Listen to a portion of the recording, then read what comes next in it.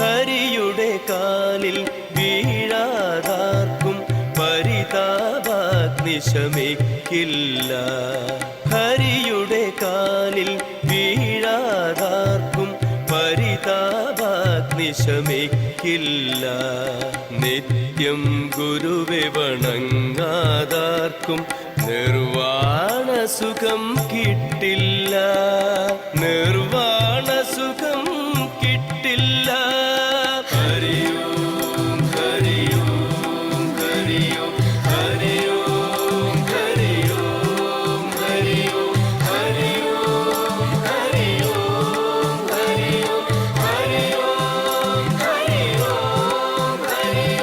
നാമജപത്തിൽ മുഴുകാതാർക്കും ഈശനിലെത്താനാവില്ല. നാമജപത്തിൽ മുഴുകാതാർക്കും ഈശനിലെത്താനാവില്ല. ഭക്തിരസത്തിൽ ലയിച്ചിടാതെ മുക്താവസ്ഥ ലഭിക്കില്ല. മുക്താവസ്ഥ ലഭിക്കില്ല.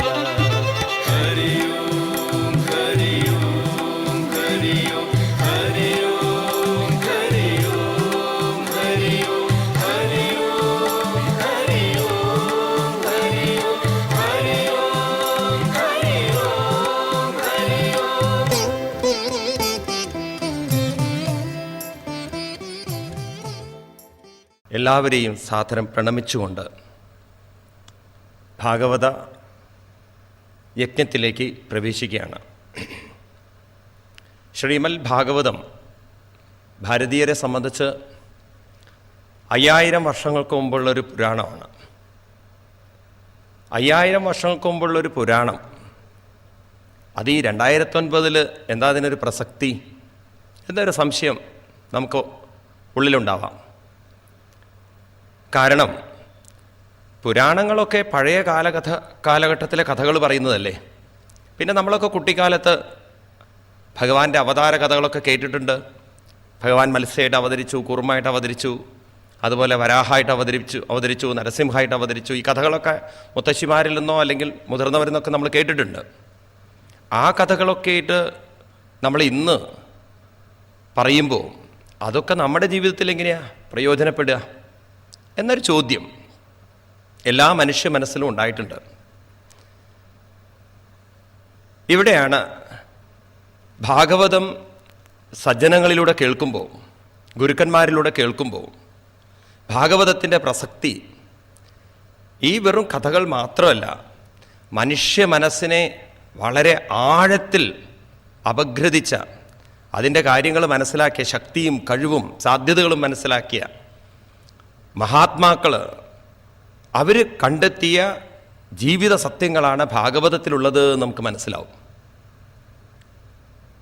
അപ്പോൾ നമ്മുടെ ഇന്നത്തെ ജീവിതത്തിൽ നമ്മൾ നേരിടുന്ന പല പ്രശ്നങ്ങൾക്കും അതുപോലെ തന്നെ നമ്മുടെ പെരുമാറ്റങ്ങളിൽ എന്തെല്ലാം മാറ്റം വരുത്തിയാൽ നമുക്ക് നല്ലൊരു സമൂഹത്തെ വാർത്തെടുക്കാം എന്നതും, പല കഴിവുകളും പല ശക്തികളിൽ നമ്മളിൽ ഉറങ്ങിക്കിടക്കുന്നത് നമുക്ക് ചൂണ്ടിക്കാണിച്ചു തന്ന് നമ്മുടെ ശ്രദ്ധയെ അതിലേക്ക് ആകർഷിപ്പിച്ച് നമ്മളെ പരിവർത്തനം വരുത്താൻ സഹായിക്കുന്നൊരു ഗ്രന്ഥമാണ് ഭാഗവതം എന്ന് നമുക്ക് ഭാഗവതം ശരിക്കും മനസ്സിലാക്കുമ്പോൾ മനസ്സിലാവും.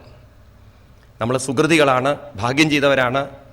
നമുക്ക് ഭാഗവതത്തെ മുഴുവൻ പഠിക്കാനും മനസ്സിലാക്കാനും അതിൻ്റെ ഉള്ളിലേക്ക് ഇറങ്ങിച്ചെല്ലാനും ഇവിടെ വലിയൊരു ഭാഗ്യം നമുക്ക് ഒരുക്കി വെച്ചിരിക്കുകയാണ് എറണാകുളം കരയോഗം.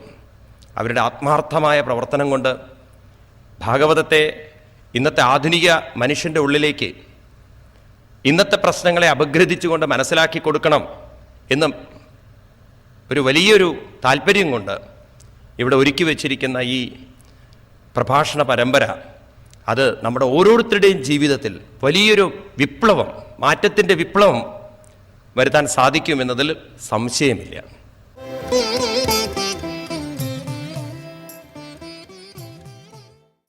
നിങ്ങൾക്ക് ഏവർക്കും നമസ്കാരം.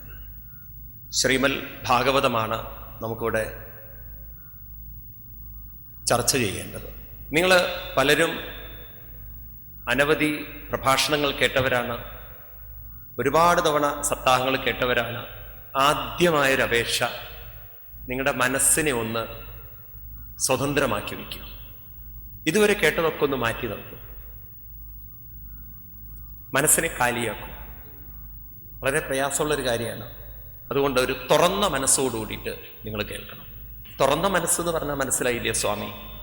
അതെന്ത് മനസ്സാ?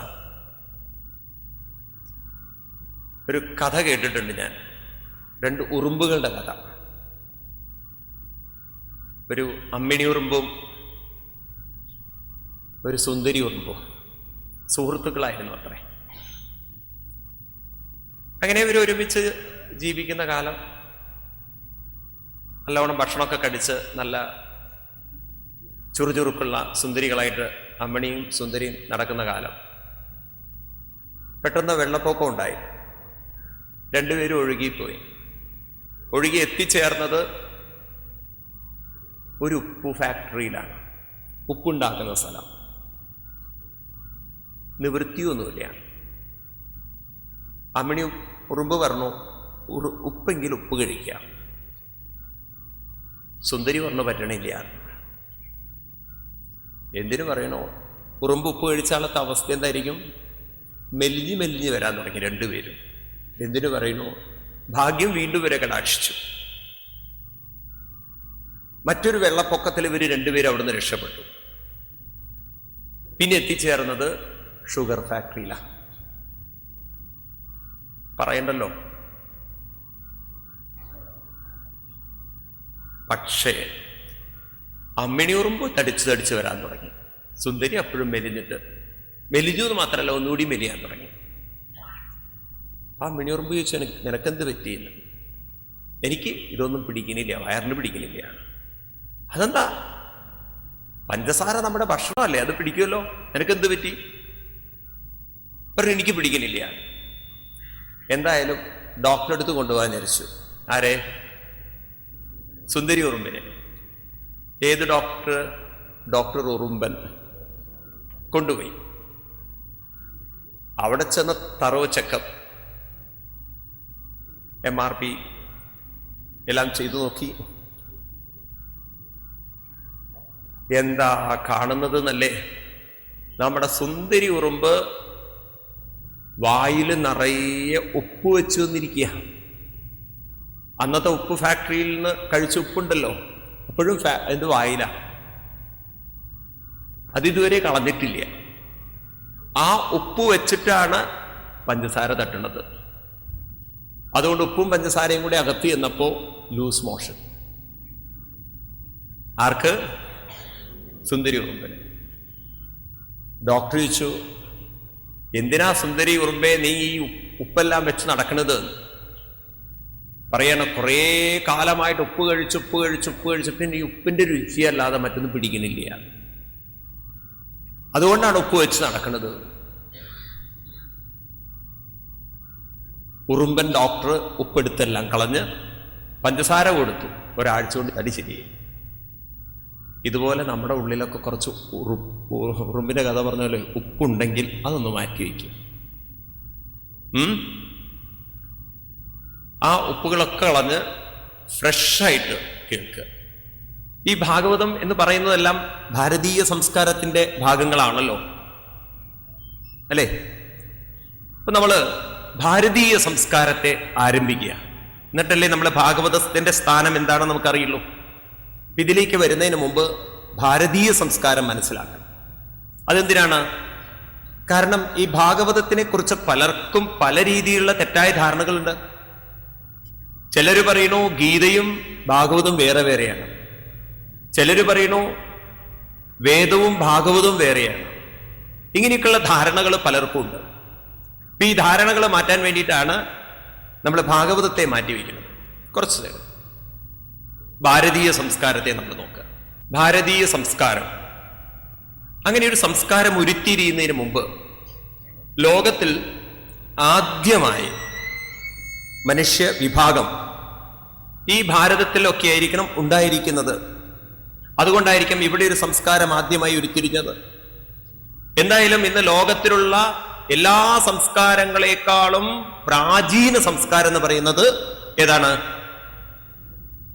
ഇസ്ലാം സംസ്കാരമായാലും ക്രിസ്ത്യൻ സംസ്കാരമായാലും ബുദ്ധ സംസ്കാരമായാലും മറ്റുള്ള സംസ്കാരങ്ങളൊക്കെ നോക്കിക്കഴിഞ്ഞാൽ ഏറ്റവും പ്രാചീന സംസ്കാരം ആരുടേതാണ്? എല്ലാവരും ഉത്തരം പറയണേ. ഭാരതീയ സംസ്കാരമാണ്, സംശയമില്ലല്ലോ. അപ്പൊ ഭാരതത്തിലായിരിക്കണം മനുഷ്യന്റെ ചിന്താമണ്ഡലങ്ങൾ വ്യാപരിച്ചിട്ടുണ്ടാവുക. ഏതായാലും അന്നും ഗ്രന്ഥങ്ങളൊന്നുമില്ലേ. ഞാൻ പറയുന്നത് വേദങ്ങളൊക്കെ ഉണ്ടാവുന്നതിന് മുമ്പുള്ള കാര്യമാണ്. ഭാഗവതമില്ല, ഇതിഹാസങ്ങളില്ല, വേദമില്ല, ഒന്നുമില്ല. ഹ്യൂമൻ എവല്യൂഷൻ തുടങ്ങിയ സമയം. അങ്ങനെ മനുഷ്യൻ ജീവിക്കാൻ തുടങ്ങി. അവൻ അവന്റെ സർവൈവലിന് വേണ്ടി, സർവൈവൽ ദ ഫിറ്റസ്റ്റ് എന്ന് പറഞ്ഞ പോലെ ആഹാരാദികൾ ശേഖരിക്കുന്നു. പിന്നെ അവന്റെ ഉള്ളിലുള്ള കാമവികാരങ്ങളോട് ഇണചേരുന്നു, പ്രത്യുൽപാദനം ചെയ്യുന്നു. പിന്നീട് അവന്റെ ജിജ്ഞാസ കൊണ്ട് അവൻ പലതും ഭൗതികമായി കണ്ടെത്തുന്നു. പക്ഷെ അവനെ സംബന്ധിച്ച് രണ്ട് കാര്യങ്ങൾ അവനെ ചിന്തിപ്പിച്ചു കാണും, കുറച്ച് സൂക്ഷ്മമായിട്ട്. ഒന്നാമത്തത് അവൻ ശ്രദ്ധിച്ചിട്ടുണ്ടാവുക, കൂടെയുള്ളവരുടെ മരണം ഉണ്ടാക്കുന്ന മാനസിക ആഘാതം, മനോവേദന. രണ്ടാമത്തത് പ്രകൃതിയിൽ നിന്നുണ്ടാവുന്ന ഇടിവെട്ടുകളും മിന്നലുകളും അതുപോലെ തന്നെ കാട്ടുതീയും വെള്ളപ്പൊക്കവും അതുപോലെ വന്യമൃഗങ്ങളുടെ ഉപദ്രവവും ഉണ്ടാക്കുന്ന ഭയം. ഇത് രണ്ടും അവന്റെ മനസ്സിനെ അലട്ടുമ്പോൾ എവിടെയോ ഒരു ഇൻസെക്യൂരിറ്റി അവൻ ഫീൽ ചെയ്തിട്ടുണ്ടാവണം. ഈ ഇൻസെക്യൂരിറ്റി അവനെ കൂട്ടം കൂട്ടമായി ജീവിക്കാൻ, ഒരു കമ്മ്യൂണലായിട്ട് ജീവിക്കാൻ അവനെ പ്രേരിപ്പിച്ചിട്ടുണ്ടാവണം, അല്ലെ? ഭയം വരുമ്പോഴാണല്ലോ നമ്മൾ എന്ത് ചെയ്യുക? കൂട്ടം ആയിട്ട് നിൽക്കുക. ശബരിമലയിൽ ആന വരണ്ടു എന്ന് പറഞ്ഞു കഴിഞ്ഞാൽ പണ്ടൊരു ഗുരുസ്വാമിയുടെ കഥ കേട്ടിട്ടുണ്ട്. ഗുരുസ്വാമി കുറെ ആളുകളെ ശബരിമലയ്ക്ക് കൊണ്ടുപോകാൻ. അങ്ങനെ പമ്പയിലെ കുളിയൊക്കെ കഴിഞ്ഞ് അങ്ങനെ കയറുന്ന സമയത്ത് ആരോ പറഞ്ഞു, ഒറ്റയാൻ വരുന്നുണ്ട്, ഒറ്റയാൻ വരുന്നുണ്ട് എന്ന് ഉച്ചത്തിൽ അലറി ആളുകൾ ബഹളം വെക്കാൻ തുടങ്ങി. ഇപ്പൊ ഒരു ഗുരുസ്വാമി 40 സ്വാമിമാരും ഉണ്ട്. ഗുരുസ്വാമിക്ക് നല്ല പ്രായമുണ്ടേ. അപ്പൊ ഗുരുസ്വാമിക്ക് മുട്ടുപറിക്കാൻ തുടങ്ങി. തന്റെ കൂടെയുള്ള ശിഷ്യന്മാർ ഓടിപ്പോവെന്ന് കരുതിയിട്ട് ഗുരുസ്വാമി ഉറക്കം വിളിച്ചു പറഞ്ഞു, എന്റെ ശിഷ്യന്മാരെ ആരും ഓടിപ്പോവേണ്ടതില്ല, പേടിയുള്ളവരൊക്കെ എന്റെ ചുറ്റും നിന്നാണ് കൈകോർത്ത് പിടിച്ചു നിന്നോളൂ എന്ന്. അപ്പോഴാ ശിഷ്യന്മാർക്ക് മനസ്സിലായത് ഗുരുസ്വാമി നമ്മളെക്കാളും പേടിയുടെ ഉള്ളിലായിരിക്കുന്നത്. പേടിയുള്ളവർ എന്റെ ചുറ്റും കൈകോർത്ത് പിടിച്ചു നിന്നോളൂ. ഇതുപോലെ ഭയം അവർക്കുണ്ടായിണ്ടാവാം. അപ്പൊ അവരുടെ ഉള്ളിൽ ഒരു അന്വേഷണം വന്നിട്ടുണ്ടാവും. ഇതിനൊക്കെ എവിടെയെങ്കിലും ഒരു ശക്തി, ഒരു ധൈര്യം മനസ്സിന് കണ്ടെത്താൻ സാധിക്കില്ലേ? അതവനെ ഒരുപക്ഷെ പ്രകൃതിയെ ആരാധിക്കുന്നതിലേക്ക്, ഒരു ശക്തി കണ്ടെത്തുന്നതിലേക്ക് തിരിച്ചിട്ടുണ്ടാവണം. അങ്ങനെയായിരിക്കണം മനുഷ്യൻ ഈശ്വരനെ പ്രകൃതി ശക്തികളിലൂടെ, കാണാൻ പറ്റാത്ത ഈശ്വരനെ പ്രകൃതി ശക്തികളിലൂടെ ആരാധിച്ചിട്ടുണ്ടാവുക. പക്ഷെ ഈ ആരാധന കൊണ്ടൊന്നും അവന്റെ മനസ്സിന് സംതൃപ്തി വന്നിട്ടുണ്ടാവില്ല. അപ്പോഴായിരിക്കും അവന്റെ ഉള്ളിൽ ജിജ്ഞാസ വികസിച്ചത്.